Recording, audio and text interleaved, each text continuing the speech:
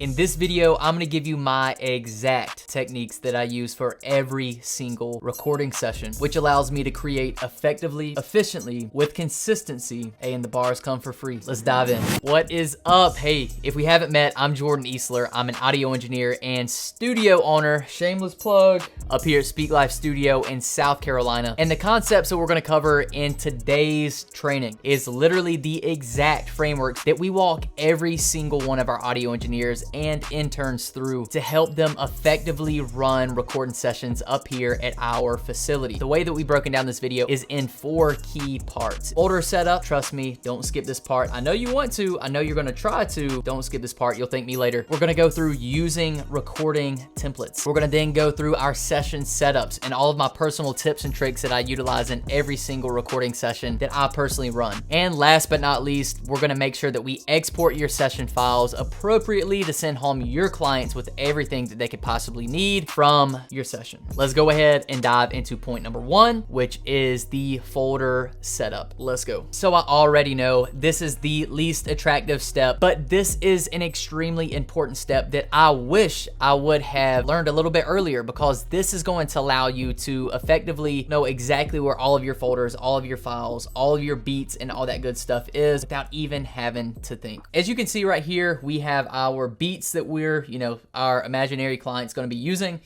Type beat number 1, type beat number 2. Typically, this is just gonna be in your downloads on your desktop or something like that. We're gonna change that. We're gonna have a nice file system to where you can quickly access and find your client's files. So what we're gonna do here is we need to make just a Pro Tools session folder. You can save it wherever you wanna save it. For the sake of this video, we're gonna save it on our desktop, and we're just gonna title this Pro Tools Sessions. But basically what we're gonna do is we're gonna have one key folder that we're gonna save all of our other folders under. What we're gonna do from there is we are now going to create our artist folder. So we're gonna go artist. This will be your artist name. Obviously put your client's name here. We're gonna then create folders within the artist folder. It's simple, stay with me, I promise. Extremely simple. In this scenario, what we're gonna do is we're gonna go artist name beats. And then we're also going to create one last folder here, which is going to be the artist name session files. We are going to drag this client's beats. So now say, your client wants to jump from track number 1 to track number 2. There's no guesswork. You're eliminating all that. You've got your beats right in that one folder. Hey man, no problem. We'll get you pulled up. Bam. We're not gonna dive super deep into the session files folder. That's gonna make a lot more sense here in step number 4. So step number 2, please, please, please, please, please, for the sake of your client, for you, for me, use a recording template. This is the absolute number 1 key to an effective, efficient, and consistent session. You want to be able to open your session, you know exactly where everything's at, you know exactly what you may need to tweak, and you can knock that out in a matter of seconds. So what I'm gonna do now is I'm gonna pull up one of my personal recording templates, and if I didn't cover this in the last point, I do save my Pro Tools sessions under the artist name folder. Let me just kind of walk through what a very common recording template should have. The recording template that I'm personally using is a recording template that actually comes with one of my brand new trainings, the Record Radio Ready Vocals in Pro Tools training. It's a 60-minute training. You get this exact template and all kinds of other bonuses and different things like that, PDF guides. If you're newer into Pro Tools or you just need a little bit more in-depth training in Pro Tools, I made this training just for you. It's linked down in the description, but I do want to kind of walk you through what, if you're creating your own template, what I would probably include within my recording templates is kind of speed things up a little bit. So as you can see, I've got a mix bus, I've got my reverbs already set up. I've already got my plugins already in here, my compression, my EQ, my de-esser, a little bit, parallel compression, and everything is appropriately set up within my IOs. So literally it's as simple as importing my beat. I already know that I'm going to have a nice, at least a decent sound somewhere in the ballpark as soon as I start recording my first vocal take. Go ahead and get all the technical things out of the way by creating your template. That way, whenever you're in create mode with you and your client, you can effectively create. So step number 3, this is where you get all them nuggets. This is the exact things that I use every single session. Your recording takes are gonna be cleaner. You're gonna lessen the risk of having your vocals clip. I'm gonna teach you how to have that perfect auto-tune every single time. I'm gonna teach you how to record 10 times faster than you currently are. Hey, I'm getting carried away. Let's just go ahead and dive into these tips. You're probably already thinking about importing your beat. Before I even import my beat, one of the key things that you need to do is you got to find the key and the BPM of your beats. A really cool tool that I have found online that's 100% free as of now is TuneBat's Song Key and BPM Finder. Basically what you do is you drag and drop it into this software and it automatically tells you the key of your beat and it tells you your BPM. So whenever we pull up Pro Tools, we're gonna go up here and change our BPM according to the beat. Pull up, whatever auto tune that you use. And then from there, you would just put the key of your instrumental in your auto tune. So that leads us right into point number 3, or tip number 3, normalizing our beat. So basically what we're gonna do is we're actually going to turn down this beat by -7 dB with this normalize tool. So what we're gonna do, we're gonna pull up the normalize plugin. We're gonna go up here and click render. That way we're not having to turn our preamp gain so loud for our client to hear themselves. So now whenever you record, you're not having to record so hot going in and potentially risk distorting your vocals, because obviously if your vocals clipping, you really cannot fix that. And by the end of the video, I'll teach you how to get the volume back up. You obviously wouldn't want to export a quiet beat. That would be a good way to not get your client to come back. And what's kind of cool about this specific template that I've created, within the template, the normalize plugin is already going to be pulled up. So whenever you import your beat, you won't even have to go up here to the audio suite. This normalize is already going to be up there at -7, ready to go. So now that we've got, BPM, key, we've got our beat normalized, surely we're ready to record. Not yet. I'm personally recording on a lot of MP3 instrumentals. When people send them, I'm normally recording on some MP3 beats. MP3s have a little bit of a dead space on the front end that we actually need to trim off every single one of them. Because like if we zoom in,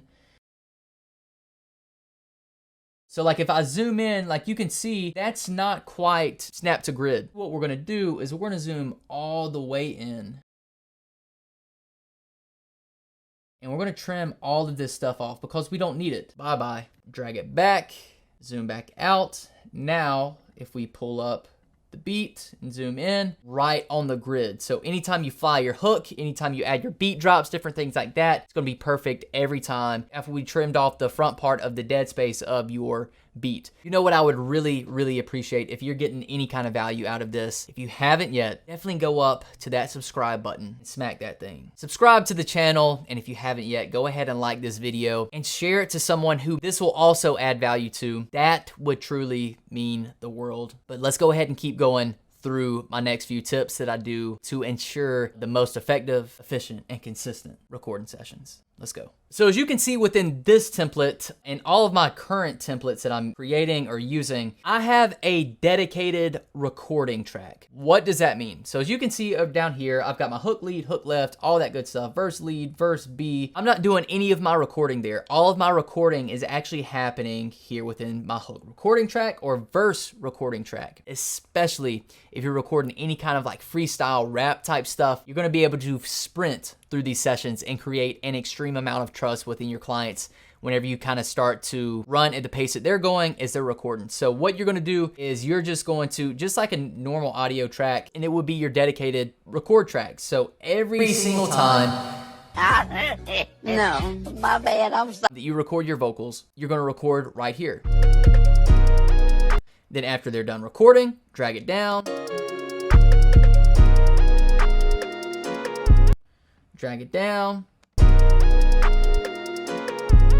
Drag it down. And then you're right back to recording. You see how fast that is? Trust me, if you use this method, it's going to speed things up like you wouldn't believe. You're probably going to have the normal recording setting selected. You probably just want to change that to quick punch to quickly be able to punch in and out for your recording takes. One of the last couple of tips that I would give here is utilizing multiple reverbs within your recording template. So say they start recording and you can hear instantly, I probably don't need a plate reverb on this. I probably need a hall reverb on this. And if you don't know which reverb to choose, definitely check out my latest perfect vocal reverb training. I'm linking it in the video right now if you want to check that out. Before, whenever I just had one reverb, you'd have to kind of go in there and adjust every single little reverb. You don't really want to do that. You want to be able to move fast and effective and get that sound that your client's wanting as efficient as possible. And last but not least, one of the cool things about having a recording template, you're probably going to have it in the ballpark of where you commonly like to have your settings. I already know whatever vocal I put through here, I'm probably only going to be hitting anywhere from about 4 to 8 dB of compression. If I'm hitting it too much,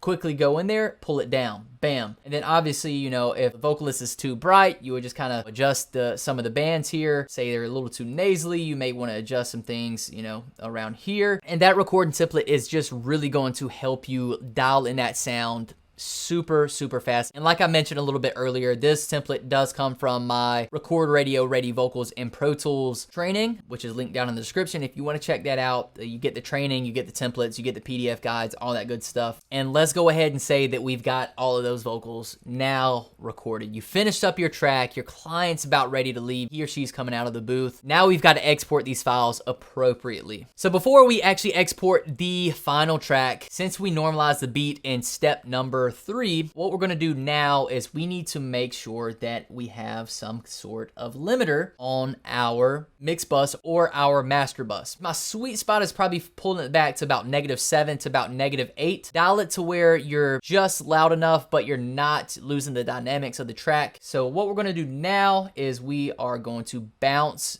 our rough mix. So what we're going to do, Option Command B, we're going to bounce this bad boy down. And for the rough mix, you probably just want to send the MP3. Then we're going to set it to 44.1, and that will do what it needs to do.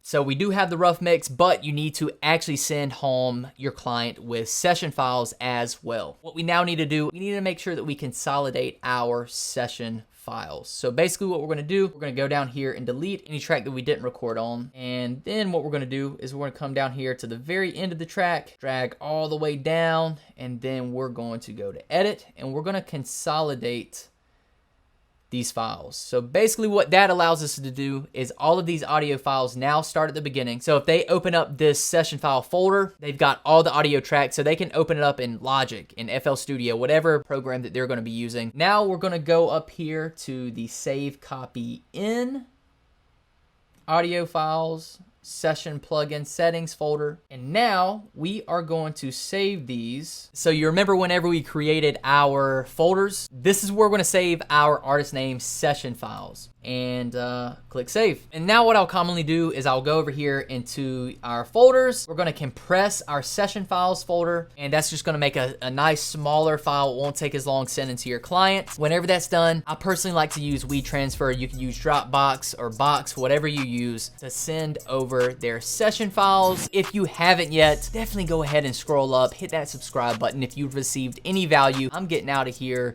We'll catch you guys soon.